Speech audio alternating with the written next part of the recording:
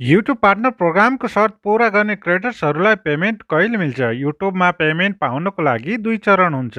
तपाईँलाई यी दुवै चरणको बारेमा जानकारी हुनु आवश्यक छ। पहिलो सेटअपको चरण र दोस्रो पेमेन्ट पाउने चरण। वाइपिपीमा आबद्ध हुनको लागि तपाईँलाई एडसेन्समा युट्युब खाता सेटअप गर्नुपर्दछ। साथै वाइपिपीमा आबद्ध भएपछि पेमेन्ट पाउनको लागि थप 4वटा सेटअपको चरण पुरा गर्नुपर्ने हुन्छ। आउनुहोस् प्रत्येक चरण र पेमेन्टको समय सीमाबारे जानौँ। सबैभन्दा पहिला $10 वा अन्य मुद्रामा यो बराबरको कमाइ हुनु आवश्यक छ। त्यसपछि आफ्नो खाता भेरिफाई गर्नुपर्ने हुन्छ। युट्युब स्टुडियोमा अन पेजमा मेसेज प्राप्त हुन्छ। पहिचान पुष्टि गर्नको लागि कुनै मान्यता प्राप्त सरकारी आइडी आवश्यक पर्दछ। 45 दिनभित्र भेरिफाई गरिसक्नुपर्ने हुन्छ, अन्यथा च्यानलबाट हुने कमाइ रोकिनेछ।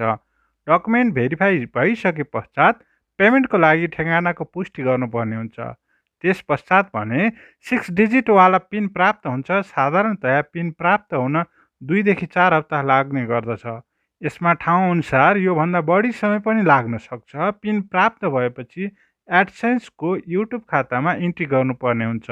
यसको लागि पेमेन्ट्स र भेरिफिकेसन चेकमा जाने।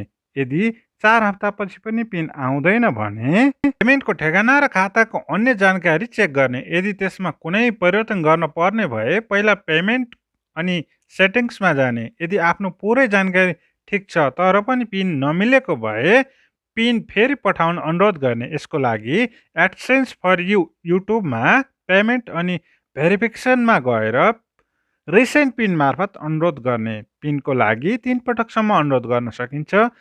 जेनेरेट भएको मितिले 4 महिनाभित्र खातामा इन्ट्री गरिसक्नु पर्ने हुन्छ। 4 महिनापछि च्यानलको कमाइ रोकिनेछ र फेरि भेरिफिकेसन भएपछि मात्र कमाइ गर्न सकिन्छ। यो चरण पुरा भएपछि तपाईँलाई क्रेडिट वा डेबिट कार्डको जानकारी दिनको लागि सोधिनेछ। यसमा ट्याक्सको जानकारी र एडसेन्स युट्युब खातामा पेमेन्टको तरिका समेत सामेल हुनेछ। युट्युबबाट कमाइ गर्ने सबै क्रिएटर्सलाई ट्याक्सको जानकारी सब्मिट गर्नु आवश्यक छ।